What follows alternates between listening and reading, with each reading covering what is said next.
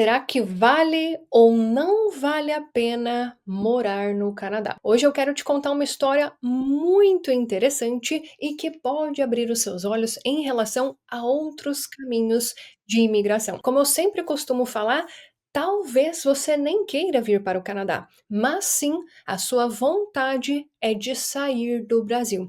E quanto mais histórias você conhece, quanto mais realidades você tem acesso, mais informação você tem para tomar melhores decisões.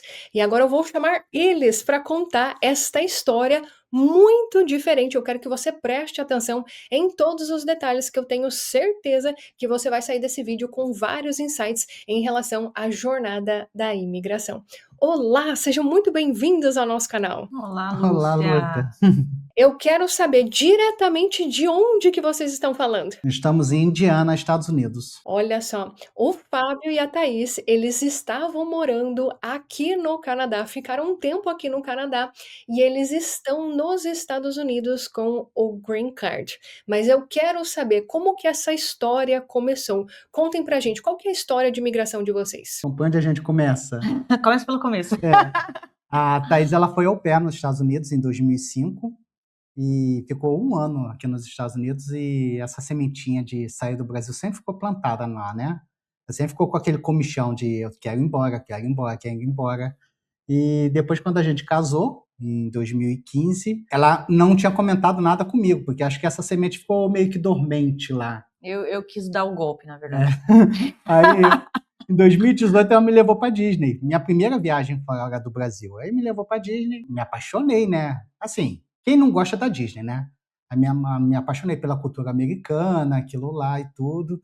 E quando a gente voltou para o Brasil, vai ter um pouquinho de tristeza, eu falei para ela, poxa, eu moraria nos Estados Unidos. Ela, é? Então, vamos conversar.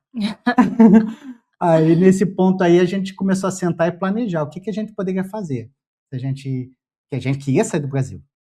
O que a gente fazia? Se vinha para os Estados Unidos, se ia para o Canadá, e a gente começou a pesquisar um monte de formas legais de sair do Brasil, né? E eu acho que essa é a realidade de muitas pessoas neste momento, principalmente no começo do ano, né? A pessoa tem aquelas resoluções de começo de ano e ela fala: "Poxa vida, e se eu saísse do Brasil?", né? E ela está nessa busca em relação a países, e isso é que a Thaís fez contigo, várias famílias acabam fazendo. "Espera aí, deixa eu, viajar para o exterior, ver como é a vida", ver como que é a vida para ver se realmente vale ou não vale a pena. Então, depois que vocês voltaram dos Estados Unidos, como que foi essa conversa? Então, aí eu comecei eu dei uma cutucada, né? Falei, então, e se? Porque é muito legal.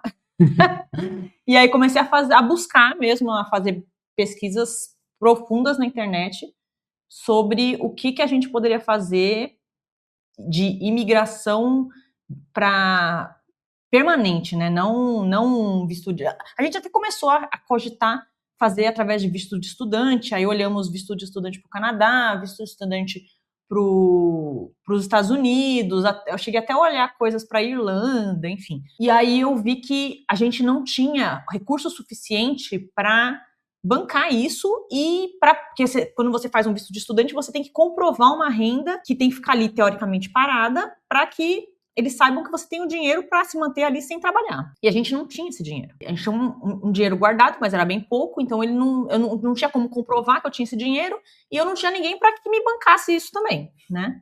Ninguém é rico aqui. Combinado? E aí eu comecei a buscar na internet as opções de residência permanente que a gente conseguisse ir trabalhando. Aí olhamos algumas opções na Irlanda mesmo, que tem também visto de estudante com alguma coisa de trabalho. Pesquisamos coisas de residência permanente aqui nos Estados Unidos e no Canadá. E aí no Canadá a gente viu o Programa Provincial da Província do Atlântico, que é um lugar que teoricamente ninguém quer ir, porque não é um local, vamos dizer assim, que tem grandes metrópoles, que é super desenvolvido. E por conta disso, existe um programa lá para levar mão de obra qualificada, né?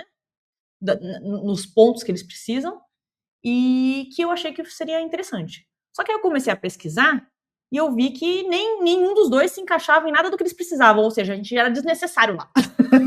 E olha só, esse é um dos programas mais atrativos atualmente aqui no Canadá. Ele é um programa que ele tem uma exigência bem baixa em termos de idioma, Idioma. a comprovação financeira também ela é muito baixa, Uhum.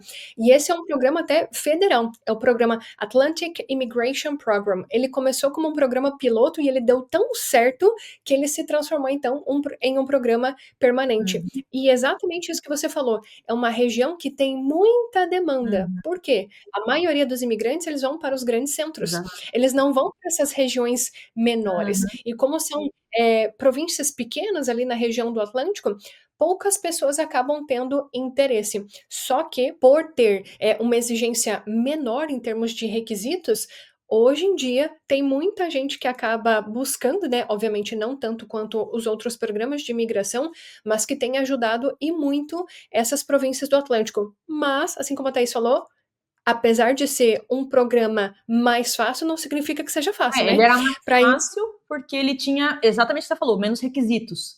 Porém, exato. requisitos, o principal, que era ali a profissão que eles estavam pedindo no momento, eu não tinha e o Fábio não tinha. E esse que é o ponto que eu acho interessantíssimo das pessoas abrirem os olhos. O programa, ele só é mais fácil quando você é elegível para ele. Ele pode ser um programa mais fácil para outras pessoas que são elegíveis, mas ele se torna um programa difícil se você não é elegível para ele. Por isso que é importantíssimo você ter esse conhecimento em relação aos programas de imigração, porque às vezes você escuta a história de uma pessoa, ele é um programa mais fácil. Pode ser que seja mais fácil para aquela pessoa, não necessariamente para você. Mas então você descobriu o programa do Atlântico e como que foi o desenrolar da história? Aí eu descobri, comecei a pesquisar, entrei nos sites oficiais do Canadá, entender o que era, né? Aí tinha uns pontos, papapá, aí descobri depois o Express Entry, eu posso ir para tal lugar se eu tiver os pontos X. Aí não tinha ponto nenhum. Aí começa o desespero, meu Deus, para onde é que eu vou, né? E aí eu vi que talvez não fosse uma opção. Aí eu comecei a pesquisar outras coisas. E aí eu encontrei um programa que, teoricamente, é parecido com o programa do Atlântico, só que aqui nos Estados Unidos, que é um programa que ele chama EB3 Unskilled. Então ele fica dentro do quadradinho ali de visto de trabalho dos Estados Unidos, que você precisa de um sponsor, então você precisa de um empregador, né, para colocar o processo para você. Só que ele não tem tantos requisitos igual a um EB1 ou um EB2, por exemplo. Então a gente entrou numa fase ali do EB3, que ele é um visto que ele é para pessoas não qualificadas, então ele não exige nenhuma experiência sua, e aí qualquer pessoa pode aplicar para ele. Então a gente resolveu começar a pesquisar mais sobre esse processo em específico, e aí pesquisando a gente foi destrinchando e entendendo que talvez esse fosse uma opção para a gente. Perfeito. Mas, necessariamente, você precisaria de um empregador para fazer esse sponsor para vocês. E este é um ponto que no programa do Atlântico, muitas pessoas acabam escorregando. Por quê? Não é tão simples assim, né? Apesar de ser, não, você só precisa de um empregador para fazer um sponsor. Mas esse só, existe um abismo neste só. Como que foi isso para vocês nos Estados Unidos? Porque a gente está falando a diferença entre países. Um país como o Canadá, que apesar de ser um país grande, a população ela é muito pequena perto de um país como os Estados Unidos. Então, teoricamente, teriam mais empregadores. Como que foi essa busca por esse sponsor? Então, na verdade, assim, quando a gente começou a pesquisar sobre as províncias do Atlântico, o pessoal falava muito de, tem que fazer uma visita exploratória, porque aí você tem que passar por não sei quanto tempo lá, aí tem que ficar batendo de porta a porta. Eu falei, não, gente, pelo amor de Deus, não dá, não tem dinheiro pra isso, né? Como que eu vou sair batendo de porta a porta e falar, olha, eu sou lá do Brasil e eu queria um emprego aqui. Você não quer ser meu sponsor? Não faz sentido. Não faz sentido, gente, desculpa. Tem gente que faz isso, mas assim, a pessoa já tem que estar aqui, vivendo o negócio, né, entendendo como funciona, sabendo em que porta que ela vai bater, né? Para quem tá lá no Brasil, esse negócio é muito complexo. E aí, o que eu achei interessante quando eu comecei a buscar pelo EB3 Unskilled é que a gente via que existiam empresas como se fossem recrutadores que fazem esse tipo de trabalho. Então, o que eles fazem? Os recrutadores estão aqui nos Estados Unidos, eles batem na porta do do carinha, que ele sabe que ele está precisando de mão de obra, e fala, olha, existe um programa assim, assim, assado, que é regulamentado pelo governo e que dá documentação para estrangeiros que queiram trabalhar no seu business. E aí o que a gente tem que fazer é isso, isso e isso. E aí essa assessoria, ela trabalha ali, fazendo todo o preenchimento dos formulários, né, dando toda a assessoria pro empregador, né, que não sabe como o processo funciona, e fazendo esse meio de campo entre quem quer vir e quem precisa daquela mão de obra, entendeu? E aí foi assim que a gente conseguiu o nosso sponsor, foi através de uma recrutadora que presta esse tipo de serviço. Então, aqui no Canadá também tem esse tipo de serviço, também tem esses recrutadores, porém, contudo, entretanto, todavia, existe o recrutador que ele é ligado à empresa, ou seja, um funcionário da empresa que acaba fazendo esse tipo de serviço, buscando mão de obra estrangeira. Inclusive, várias pessoas que acompanham o nosso canal, elas já chegaram aqui no Canadá por meio desse tipo de serviço, e tem também empresas de imigração que acabam fazendo esse tipo de serviço. Porém, custa la plata, né, para conseguir realmente contratar esse tipo de recrutador, e nem sempre vai trazer o sucesso que a pessoa está almejando. Vocês tiveram que pagar por esse recrutador? Quanto que foi mais ou menos aí para o pessoal saber? Então, hoje eu não sei quanto é que tá. O nosso contrato, na real, quando a gente começou a pesquisar sobre isso, ele era um visto pouco divulgado, né? Então, não existiam empresas brasileiras que faziam esse meio de campo, né? Então, a gente tinha, acho que, opção, de 2 ou 3 empresas só que a gente encontrou na internet que faziam isso. E aí a gente acabou optando pela que era mais cara, mas que parecia mais profissional. Sabia mais o que estava fazendo, tinha uma estrutura melhor, sabe? E aí acabou que a gente pagou. Eles tinham um pacote que já incluía toda a parte do trabalho deles, dos advogados que a gente precisaria para ter um respaldo legal caso precisasse de uma representação na USCIS, alguma coisa assim, mas todas as taxas imigratórias que são pagas nas várias fases do processo aqui dentro. Então, no nosso contrato inicial, o valor que a gente pagou foi de $25.200. American Dollars. American Dollars. American Dollars, que tem muita gente que Conversão. confundindo. Atenha-se a isso, porque o dólar canadense e o dólar americano, eles são diferentes. Então, em resumo, este foi o montante que vocês acabaram gastando para desde a busca pelo sponsor, a aplicação pro processo e todas as taxas que o governo supostamente cobraria para o processo. $25.000 no total. Ó, baratinho. E em quanto tempo que ele conseguiu encontrar esse sponsor? Do momento em que vocês assinaram o contrato até realmente vocês começarem a enxergar o desenrolar do processo? A gente assinou o contrato em outubro de 2020, e aí a previsão de aplicação do início do nosso processo no Departamento de Trabalho nos Estados Unidos era 28 de dezembro de 2020. Porém, eles têm todo um pré, antes de aplicar o estrangeiro no Departamento de Trabalho, que é provar que ele não tem americanos que possam suprir aquela necessidade. E aí essa parte atrasou. Então, o que era para ser aplicado dia 28 de dezembro foi aplicado só dia 3 de março do ano seguinte. Então, assim, desde o início do processo você já vê uma morosidade, um atraso ali no andamento das coisas, entendeu? Governo, né, galera? Tem toda uma burocracia envolvida. E olha só que interessante, aqui no Canadá também tem essa exigência, e muitas pessoas não sabem. Não é tão simples assim você contratar um estrangeiro. A empresa, ela precisa demonstrar que não tem nenhum canadense ou residente permanente do Canadá para ocupar aquela vaga, para não ter um desequilíbrio, supostamente, né, no mercado de trabalho. Interessante. E depois dessa aplicação, quanto tempo depois que vocês receberam as primeiras notificações do governo? Aí depois, nosso processo foi aplicado em março de 2021. Aí a primeira fase, que é essa de Departamento de Trabalho, ela levou 6 meses. E aí nós tivemos a sorte de ser aprovado sem uma auditoria sobre o nosso processo. Então demorou 6 meses, porém essa fase atualmente ela está demorando cerca de 14 meses sem a auditoria.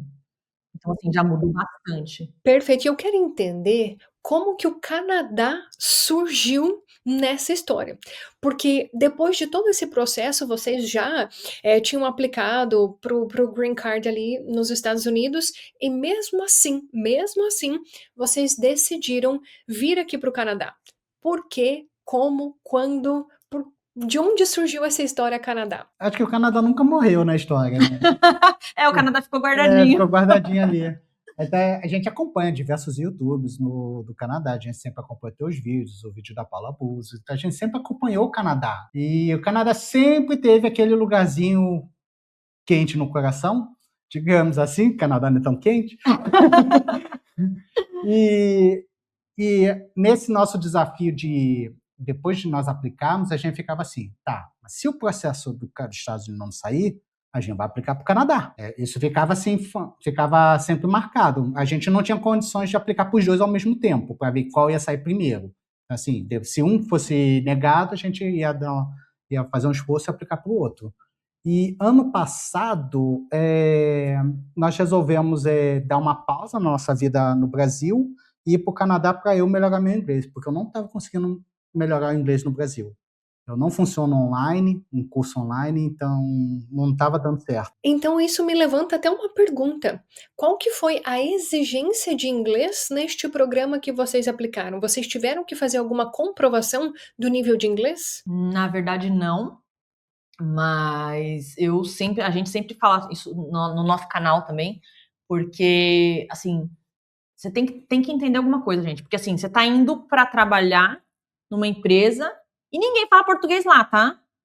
A gente mora nos Estados Unidos. A língua oficial é o inglês.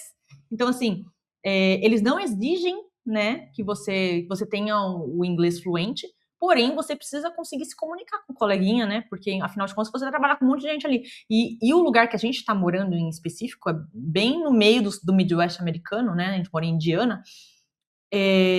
Tem muito hispano aqui, mas, por exemplo, na loja que eu trabalho, não tem ninguém que fala espanhol, né? Então, assim, é 100% inglês o tempo todo. Se você não fala, pelo menos tem um nível ali pro avançado, você não consegue desenvolver suas tarefas, entendeu? Porque como que você vai entender o que seu gerente está te pedindo? Eu tinha já o inglês avançado, trabalhava já usando o inglês no Brasil, e eu tive dificuldade. Assim, estou tendo, né? Estou no processo, né, de cumprir o meu contrato com o meu sponsor. E todo dia eu aprendo uma palavra nova. E os sotaques são diferentes, porque mesmo aqui dentro dos Estados Unidos, você tem gente da Carolina do Norte, tem gente da Flórida, você tem gente que não é daqui, eu trabalho com 3 nepaleses, e aí o sotaque deles é totalmente diferente. Então, assim, estudem inglês. E para quem vai para o Canadá, para o país Quebec, estudem francês. Porque é muito necessário. Eles falam que não precisa, mas precisa, gente. Não tem como você morar num país que fale inglês e você não falar a língua. Não, é importantíssimo para a sua adaptação, que é igual a gente fala, não basta você chegar aqui, não basta você ir para os Estados Unidos, se você não tiver o idioma o suficiente, o nível suficiente para você se adaptar, muito provavelmente a sua vida vai ser sofrida, independentemente de você estar naquele país que você tanto sonhou. Talvez a sua experiência no país seja muito aquém do que poderia ser se você tivesse o idioma. Mas interessantíssimo vocês não terem essa exigência, essa obrigatoriedade em relação ao idioma. Inclusive, tem alguns programas, para quem está nos acompanhando, tem alguns programas no Atlântico que eles também não exigem a comprovação do idioma, desde que você tenha comprovação em relação à experiência de trabalho. Tá? Desde que você consiga, obviamente, performar na entrevista de emprego, porque a entrevista de emprego, por si só, já é, querendo ou não, um teste do idioma, porque o empregador vai ver, analisar se você tem idioma o suficiente para performar aquela habilidade, aquele trabalho que você diz que você tem experiência de trabalho para performar. Muito interessante. E como foi a experiência de vocês aqui no Canadá? Por algum momento vocês tiveram aquele sentimento, nossa, realmente o Canadá é um país muito interessante, é um país que nós gostaríamos de ficar. Como que foi isso para vocês? Como foi isso para você, meu jovem? O Canadá foi maravilhoso. Eu falo para a Thaís que eu gosto muito mais do Canadá do que dos Estados Unidos. Ó a camiseta dele. Ele falou, vou colocar essa camisa em homenagem ao país Canadá. Meu país. Deixa. A gente, Nós ficamos lá em Montreal, né, na região do Quebec. Fomos para uma província francesa para aprender inglês. Apanhei duplamente. Apanhei do inglês, apanhei do francês. Mas foi a melhor experiência da minha vida. E quando a gente estava saindo do Canadá, terminou o nosso período de turista lá, eu chorei. Falei para a Thaís, porque foi um lugar que eu mais fui feliz. Forte, hein? Forte, hein? Caramba!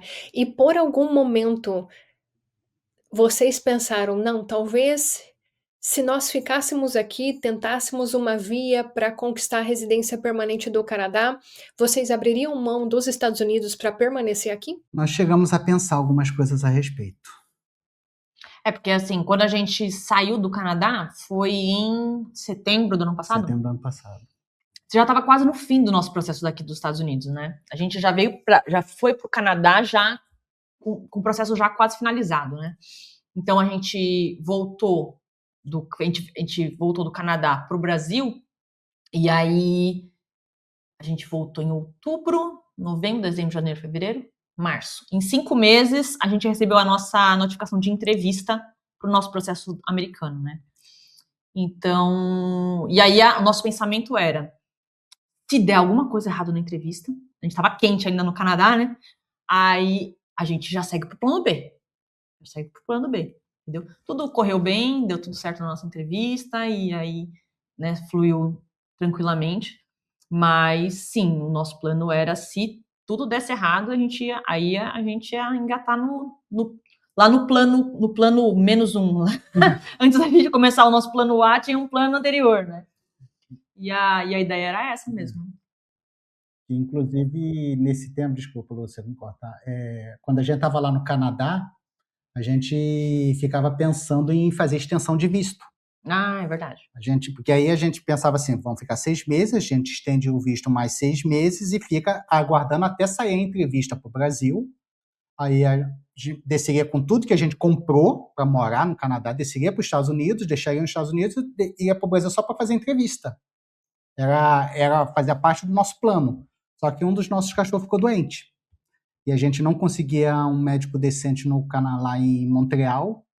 A gente voltou para o Brasil para tratar o cachorro. Perfeito. E hoje que vocês estão nos Estados Unidos com o Green Card, que é uma realidade completamente diferente de boa parte das pessoas. Muitas pessoas, quando eles pensam em sair, não, vou pegar o visto de turista, ou até mesmo o visto de trabalho, vou pegar o visto de estudante. Vocês chegaram com o Green Card, que eu costumo falar que o Green Card, a residência permanente do Canadá é como se fosse o Green Card dos Estados Unidos. Eu costumo dizer que quem chega dessa forma, chega pela porta da frente, que você já chega com uma outra realidade, né? Você consegue ter uma perspectiva melhor em relação ao futuro. Então, morando nos Estados Unidos com o Green Card, como que vocês avaliam a realidade de vocês hoje e fazendo uma comparação com o que vocês viveram no Canadá? Por mais que vocês não estiveram aqui com a residência permanente, em termos de cultura, em relação à vivência de vocês, como que tá sendo essa experiência? Para mim tá sendo meio diferente, porque assim, apesar de que aqui você tá estudando também, né? Porque no Canadá eu tava vivendo uma vida de madame, né, amiga? Porque no Canadá eu não trabalhava, né? A gente não tinha visto de trabalho. Então, o que a gente fez? A gente tinha o visto americano, a gente tirou um ETA, né? Que é o visto eletrônico de turismo do Canadá. E aí a gente entrou com um ETA. Então, a gente tinha um visto de turista por 6 meses ali, que te permite fazer um curso de inglês, enfim. Mas você não pode trabalhar. Então, quando você não trabalha, a realidade é diferente, né? Porém, eu tive muito tempo para planejar essa nossa vinda para os Estados Unidos, né? E para curtir mesmo a vida, né? E conhecer os lugares ali, conhecer Montreal, acho que serviu bastante para a gente entender muito a história do Canadá também, que começou ali, né? Toda a influência europeia dentro do Canadá, e aí depois, né, toda a treta que rola entre Canadá e país Quebec, enfim, coisas que a gente não tinha ideia antes de mudar para o Canadá, de morar, de viver no Canadá, né? Coisas que a gente vê no livro e que muitas vezes passa batido. E aí, quando você vivencia algo ali, você tá dentro da cultura dos caras, é um aprendizado que você consegue fixar, né? Não é um negócio de você só ler num livro e daqui a pouco você esqueceu, porque quando você vive um negócio, você não se esquece da história que aconteceu.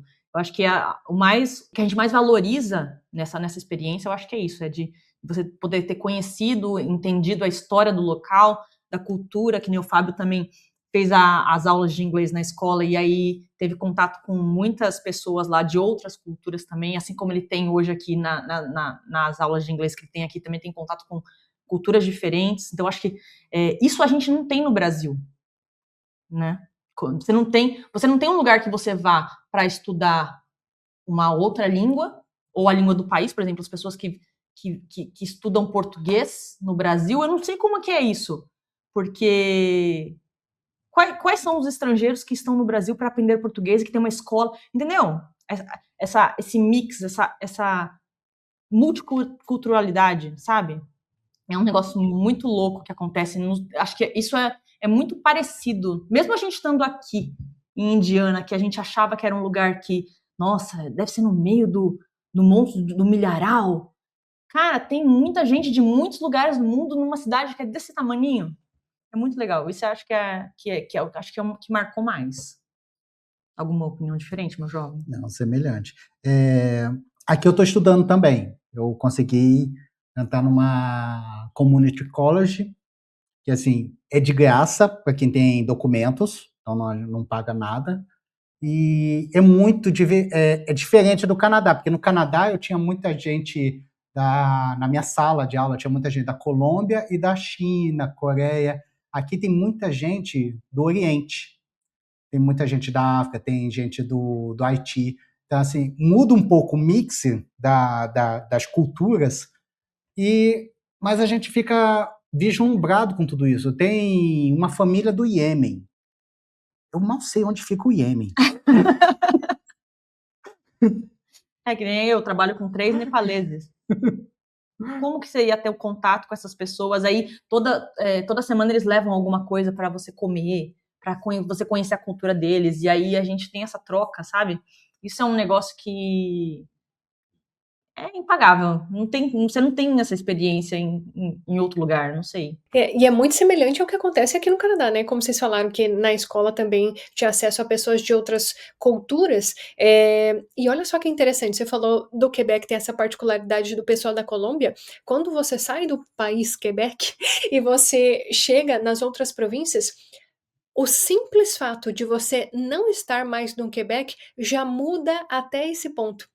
Porque tem muitos latinos que acabam indo para o Quebec por causa do francês e tem outras culturas que acabam vindo para as outras províncias. Já não é por causa disso, por causa dessa diferença entre o Quebec e o restante do Canadá. Então, é realmente uma experiência riquíssima, culturalmente falando. Não é apenas você ouvir falar que a cultura é de determinada forma, você ler a história daquela determinada cultura, mas é você viver na pele todos os dias, isso que as pessoas acabam comentando sobre multiculturalismo, você ter acesso a culturas de diversos pontos do mundo em um só lugar. Realmente isso é bem interessante. Só para dar um pouco de contexto para quem está nos ouvindo agora, qual que é o perfil de imigração de vocês? Qual que é a idade? Qual que é o nível de inglês que vocês acreditam que vocês tenham? Qual que é a área de trabalho? Que por mais que uma coisa que eu costumo falar com frequência aqui no nosso canal, as histórias, elas não servem para ser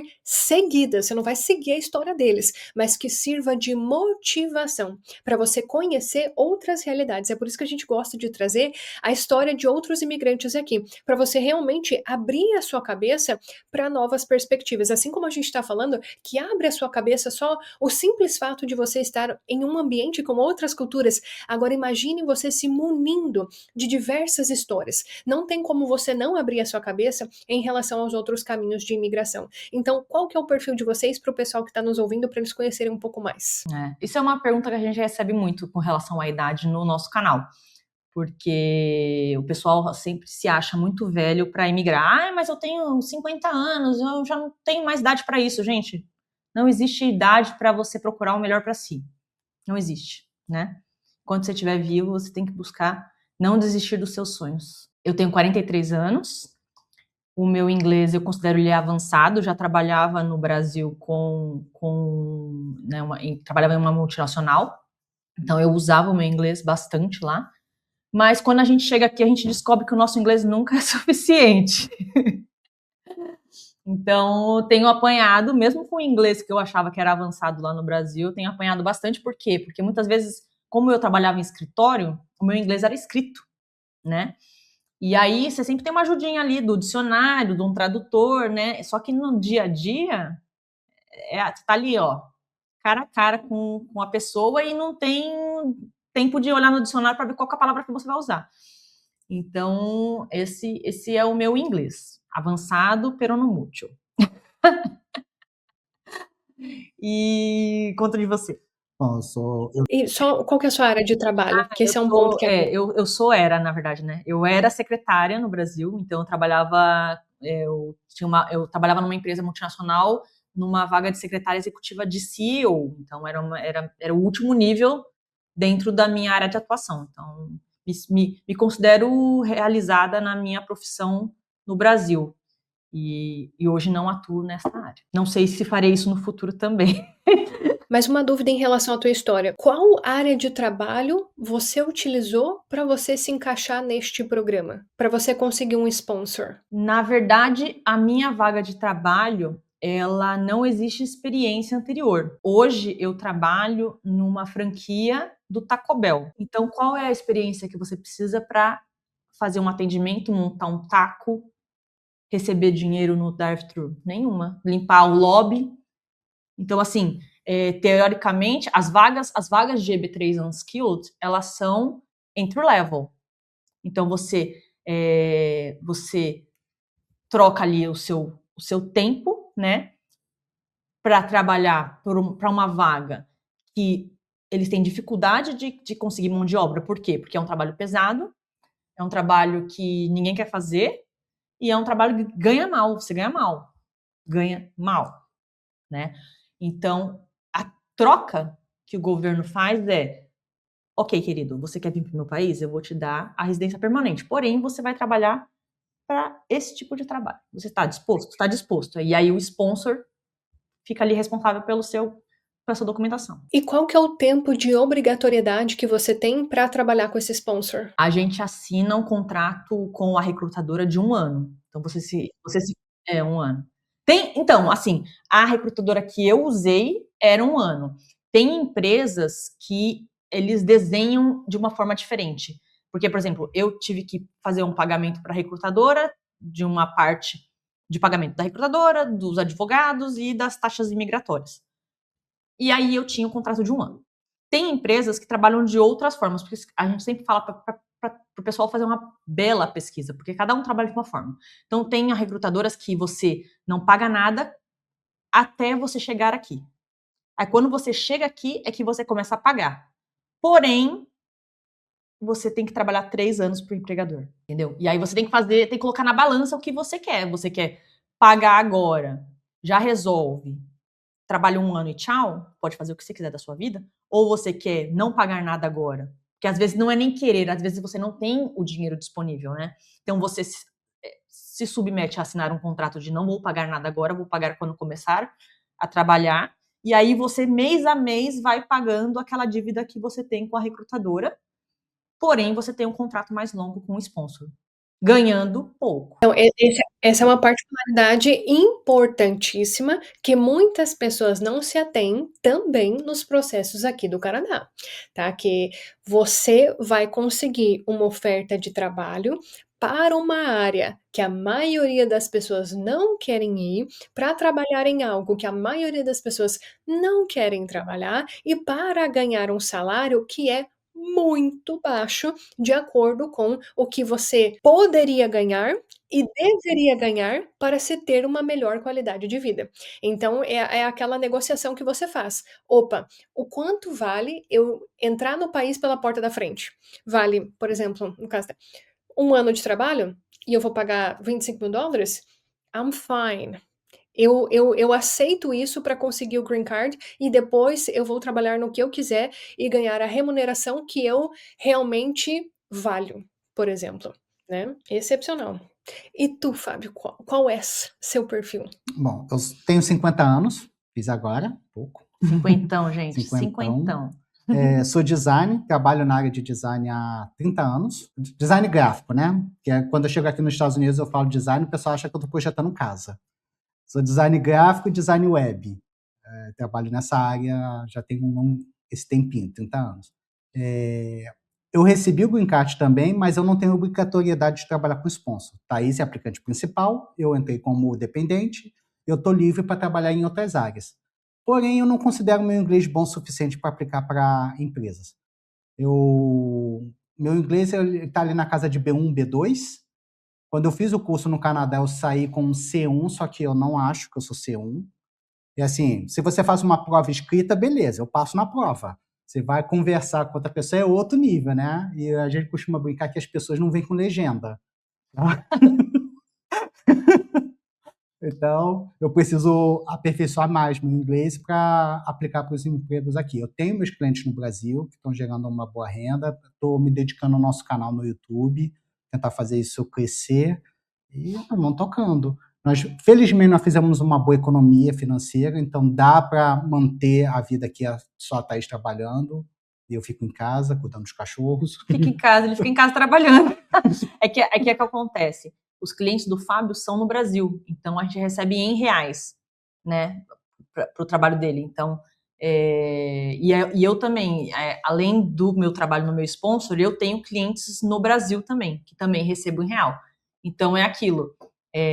Eu cumpro meu contrato com o meu sponsor aqui, e aí o tempo que me resta eu faço parte do meu trabalho para pelo menos pagar os boletos do Brasil, porque a gente vem para cá, mas, gente, uma coisa importante, ficam boletos no Brasil para pagar, tá, gente?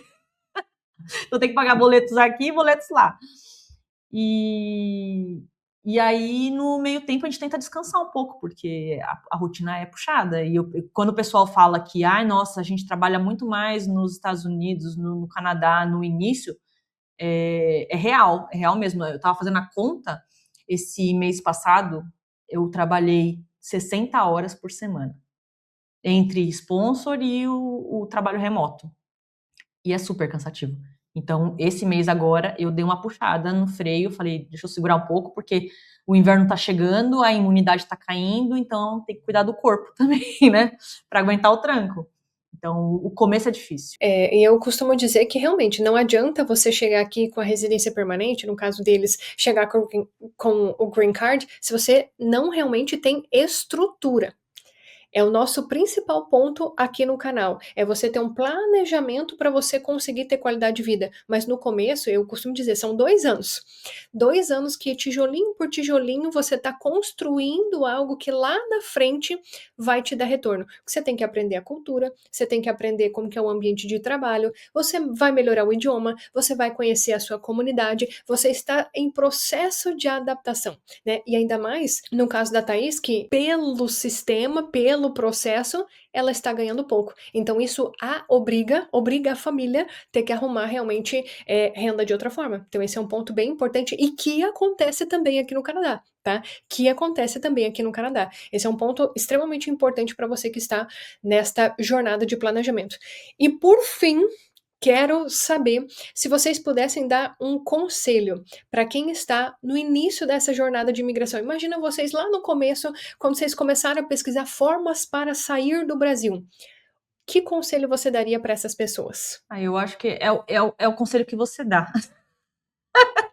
Nós somos muito parecidos em relação a pensamento, assim, sabe? É planejamento, é pesquisa. Pesquise até você se cansar, até você já passar pelo vídeo 3 vezes e falar assim, já assisti esse vídeo 2 vezes. Assista, porque você assiste uma vez o vídeo, você tem um insight. Daqui a pouco você fala, deixa eu assistir de novo. Você tem uma outra ideia, que você não tinha visto aquilo antes. E aí você não queira ter aquela pessoa imediatista para um processo tão importante para a sua vida. Então, assim, pesquise, verifique quais são as alternativas. Não pense que o Canadá é a única alternativa, ou que os Estados Unidos é a única alternativa, ou que Portugal, tem muita gente vindo para Portugal agora, e aí tem muita gente voltando porque acha que não fez da forma correta. Pesquise quais são as suas alternativas e estresse elas ao máximo. E em paralelo a esse planejamento, faça esse planejamento financeiro, porque o início aqui é complexo, né? Não só aqui, né? O recomeço, né? Que a gente recomeça algo, né? Quando a gente sai de um país para o outro. A gente veio com 3, 4 malas, sei lá. E mais as coisas que a gente tinha comprado no Canadá que ficaram aqui nos Estados Unidos que a gente trouxe para cá. E aí, essa parte é muito cansativa. Então, tenha um planejamento financeiro bom para que quando você chegar aqui seja uma coisa a menos para te preocupar. Estude inglês, ou estude francês, ou seja lá a língua que você precise para viver no país que você vai viver. Porque é difícil você viver num lugar. E aí, por exemplo, esses dias a bateria do meu carro pifou por causa do frio. Como é que fala fazer uma chupeta em inglês? Entendeu? Tem umas coisas que a gente vai aprendendo no dia a dia, mas estude o máximo que você puder, se dedique ao aprendizado da língua para você não patinar tanto aqui. E uma coisa que a gente fala também que é importante, que eu não fiz, devia ter feito, porque agora estou sentindo as dores físicas, faça exercícios físicos, cuide do corpo, fortaleça seu corpo, porque o trabalho do imigrante no início, para a maioria das pessoas vai ser dessa forma, ele é um trabalho pesado, né? A gente até brinca que tem um meme da menininha do Starbucks que ela joga um saco. Você já viu isso? Que aí o saco é pesado demais e ela cai para trás por causa do saco. Toda vez que eu tenho que levantar um saco de lixo de 40, 50 litros no Taco Bell lotado de coisa, eu lembro desse meme, porque se eu tivesse a força no braço suficiente, tivesse feito os exercícios que eu deveria ter feito, a vida seria muito mais fácil. Então, assim, a gente sempre fala sobre isso no nosso canal também, desses pilares para que a vida seja mais fácil aqui. Inglês. Inglês, planejamento financeiro, cuidar do corpo. Cuidar da mente. Cuidar da mente. Muita gente não está preparada para isso também, nós dois, o nosso perfil nós somos mais desapegados, mas tem muita gente que é muito apegada com a família. E aí, no nosso caso, por exemplo, no nosso processo, que é um processo longo, o ideal é as pessoas irem trabalhando isso, né, psicologicamente, porque quando você chega aqui é complicado. E ainda mais quando começa o inverno, que aí piora mais ainda isso. Mas é isso. Então, não foi só um conselho, são vários conselhos, acho que é um pacote, né? Exatamente. E é isso que a gente acaba falando na jornada da decisão, que é realmente o nosso programa para as pessoas que querem saber se vale ou não vale a pena morar aqui no Canadá. Mas como você pode ver, ele vale também se você quer morar em qualquer país do mundo, que são pontos extremamente relevantes e que vão te preparar para a vida no exterior. Porque quando nós estamos no Brasil, nós estamos acostumados àquela realidade. Só que quando você sai dessa sua bolha, dessa bolha que você realmente conhece, você realmente tem que enfrentar outra realidade. E como que você enfrenta outra realidade? Com planejamento, tá? Com planejamento. Você realmente precisa se preparar para isso. E eu quero agradecer a participação de vocês aqui no nosso vídeo. Se vocês quiserem acompanhar a história deles, sigam o canal. A gente vai deixar o link aqui na descrição. Tem o canal, tem o Instagram. Podem falar, vocês estão postando toda a trajetória de vocês de imigração por lá, né? Tudinho. Tá tudo lá, nossos erros e acertos. Os perrengues, para quem gosta de perrengue, entra lá, gente, para ver os perrengues. E esse ponto é extremamente relevante, principalmente os erros, porque se você aprende com os erros dos outros, você terá muito mais acertos, porque outras pessoas erraram e deixaram ali os seus aprendizados para você não errar também, tá? Então, ponto extremamente importante, se você quer ir para os Estados Unidos, quer acompanhar a jornada deles, siga aqui o canal, siga também o Instagram, e eu gostaria de agradecer vocês terem compartilhado um pouquinho da história de vocês aqui para nós. Obrigada pelo convite, obrigada por ter nos chamado para essa conversa. A gente acompanhou você por tanto tempo, agora estar aqui seria incrível, incrível. E agradecer a você também que assistiu este vídeo até o final. Se você gostou, teve aquele insight, já escreve aqui nos comentários qual foi a parte mais importante para você em relação a este vídeo. Já deixa também o seu like por aqui. Se você é novo no canal, seja muito bem-vindo. Considere se inscrever. Tem um botão aqui embaixo, clique nele para você se tornar um inscrito aqui do nosso canal. E a gente se vê no nosso próximo vídeo. Tchau, tchau!